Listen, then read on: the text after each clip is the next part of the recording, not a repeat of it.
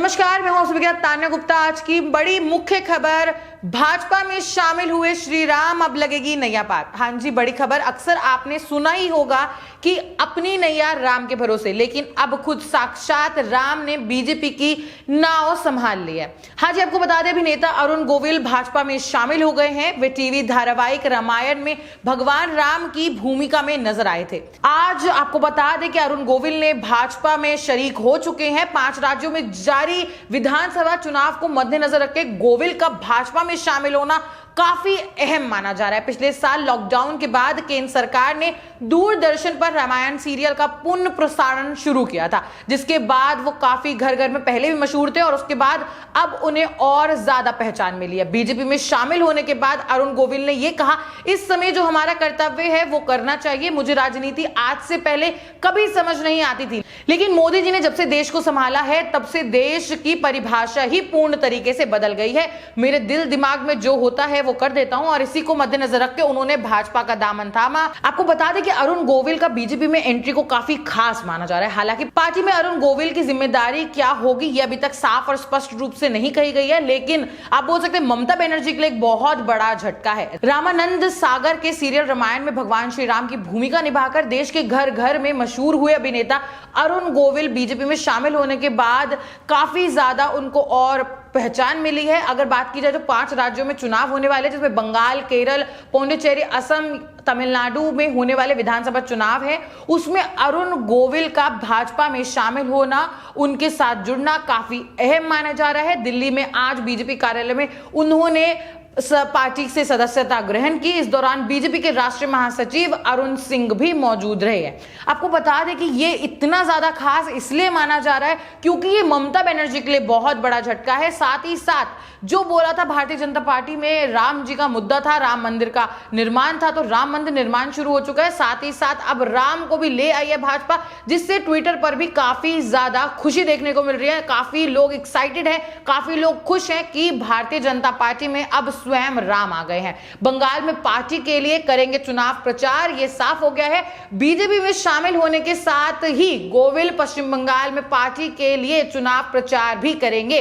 BJP जहां बंगाल में जय श्री राम का नारा जोर शोर से लगा रही है, वहीं सीएम ममता बनर्जी चंडी पाठ कर रही हैं। ममता बनर्जी के लिए बहुत बड़ा यह झटका है, क्योंकि ममता बनर्जी को बंगाल में राम के प्रचार से बीजेपी को बड़ा लाभ हो सकता है। और ममता बनर्जी जिनको बार बार राम के नाम से गुस्सा आता है और राम के नाम से उनका मुंह लाल हो जाता है, तो ये बोल सकते हैं बहुत बड़ा झटका है। कई सीरियल और फिल्म भी कर चुके हैं काम। आपको बता दें 63 साल के अरुण गोविल का जन्म 12 जनवरी 1998 में मेरठ में हुआ था।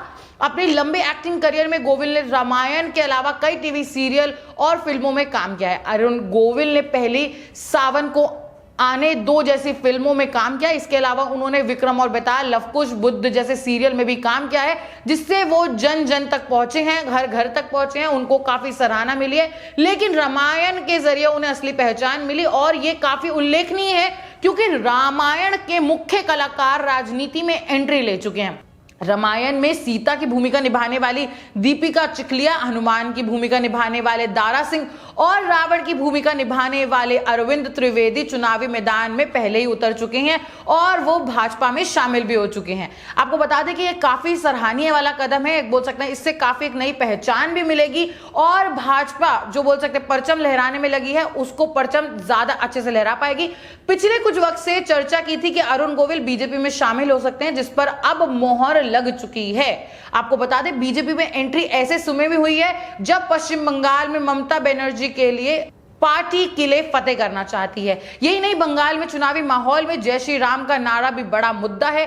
ऐसे में टीवी के श्री राम का भाजपा में आना राजनीतिक गलियारों में ये सांकेतिक रूप से बहुत अहम माना जा रहा है। बताया जाता है कि अरुण गोविल पश्चिम बंगाल में पार्टी के लिए चुनाव प्रचार भी करेंगे, साथ ही साथ काफी रैली करेंगे, और इतना जाना माना चेहरा बहुत ज्यादा खुशियां लेकर आएगा, और बोल सकते हैं बीजेपी का परचम लहरेगा पश्चिम बंगाल में। आपको बता दें कि अरुण गोविल ने शामिल होते ही काफी ज्यादा तारीफ करी है प्रधानमंत्री नरेंद्र मोदी की, और उनको लगता है कि वो प्रधानमंत्री नरेंद्र मोदी के नेतृत्व में एक बहुत आगे कदम उठाएंगे और जिससे पार्टी को भी बहुत ज्यादा फायदा पहुंचेगा। अरुण गोविल ने आज बीजेपी कार्यालय में पार्टी के सदस्य लिए। इस दौरान बीजेपी के राष्ट्रीय महासचिव अरुण सिंह ने उनका पार्टी में स्वागत किया। सदस्यता ग्रहण करने के बाद अरुण गोविल ने कहा, ये समय जो हमारा कर्तव्य है वो करना चाहिए। वो पार्टी में राजनीति में बहुत तारीफ कर रहे हैं। उन्होंने कहा कि उनको पहले समझ नहीं आती थी, लेकिन मोदी जी ने जब से देश को संभाला है तब से ही देश की पूरी परिभाषा बदल गई। ये बहुत अहम है और उन्होंने खुद भी माना है कि जो उनके दिल और दिमाग में होता है वो कर देते हैं। इस शुमार हो चुके हैं, बीजेपी से हाथ मिला लिया, बीजेपी में शामिल हो गए हैं। आपको बता दें कि उन्होंने ममता बनर्जी पर भी निशाना साधा। उन्होंने कहा कि अब मैं देश के लिए योगदान देना चाहता हूं, इसके लिए हमें एक मंच की जरूरत होती है। बीजेपी आज इसके लिए सबसे अच्छा मंच है। दिलचस्प है कि भाजपा में शामिल होते ही आमतौर पर शांत दिखने वाले अरुण गोविल ने आक्रामक अंदाज में अपना बयान दिया और उन्होंने ममता बनर्जी पर सीधा वार करते हुए कहा, मैंने पहली बार देखा है कि ममता बनर्जी को जय श्री राम के नारे से एलर्जी हुई है। जय श्री राम केवल एक नारा नहीं है, वो एक हर हिंदू की पहचान है।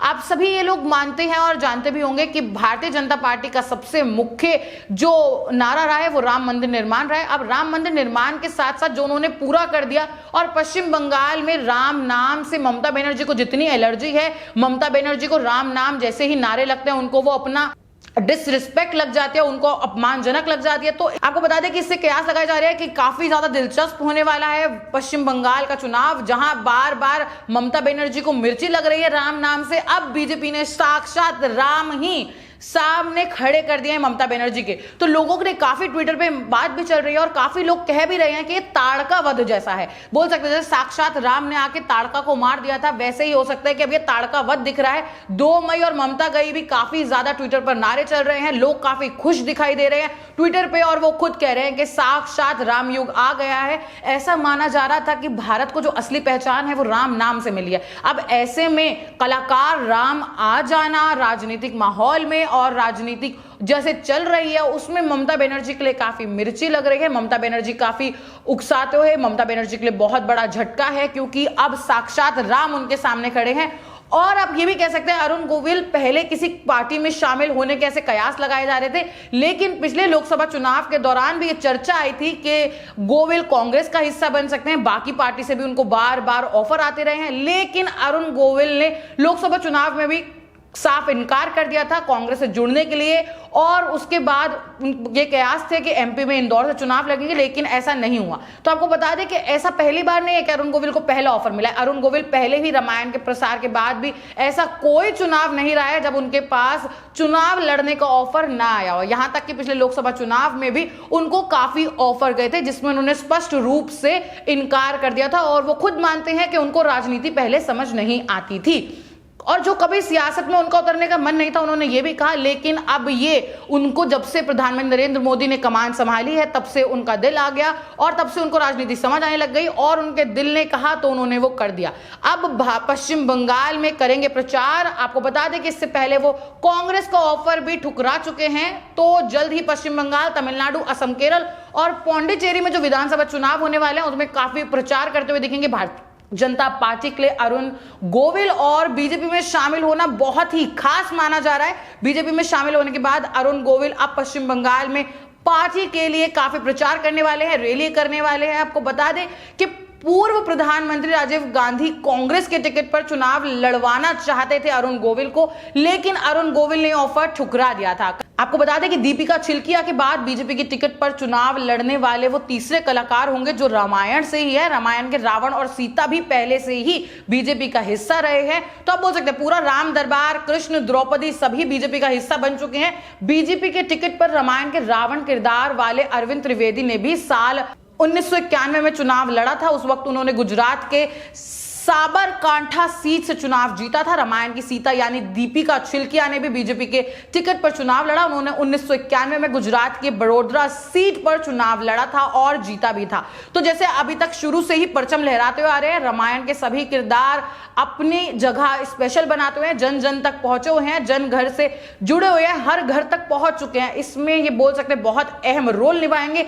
रामायण के राम भी भारत को शुरू से, भारत की संस्कृति को भी राम नाम से जोड़ा जाता है और अब राम खुद साक्षात आ गए हैं तो नैया पार लगेगी। पश्चिम बंगाल में ताड़का वध होगा, पश्चिम बंगाल में ममता बनर्जी को बहुत बड़ा झटका होगा, क्योंकि राम नाम से दिक्कत हो या अब कुछ भी हो, लेकिन अब साक्षात राम आ गए हैं सामने तो मुश्किलों का सामना करते हुए दिखेंगी। अब पहले ही ममता बनर्जी काफी हताश परेशान भी दिख रही है, ममता बनर्जी कुछ भी दिखाएं, लेकिन उनके पहले के जो ड्रामे हैं, ममता दीदी के जो खेला होबे वाले खेल हो रहे हैं, उसमें एक बोल सकते हैं बीजेपी ने एक बहुत बड़ा ये कदम उठाया है और साक्षात राम को लाकर एक बोल सकते हैं ईंट का जवाब पत्थर से दिया है, और वो भी चुपचाप से। अब सभी लोग ये भी काफी ज्यादा नारा लगाते हुए दिख रहे हैं, ट्विटर पे, सोशल मीडिया पे काफी बीजेपी का ट्रेंड दिख रहा है, चुपचाप कमल छाप। तो साफ दिख रहा है कि कमल का नारा खिलेगा, कमल आएगा, और जो बोल सकते हैं 2 मई को ममता दीदी जाने वाली है।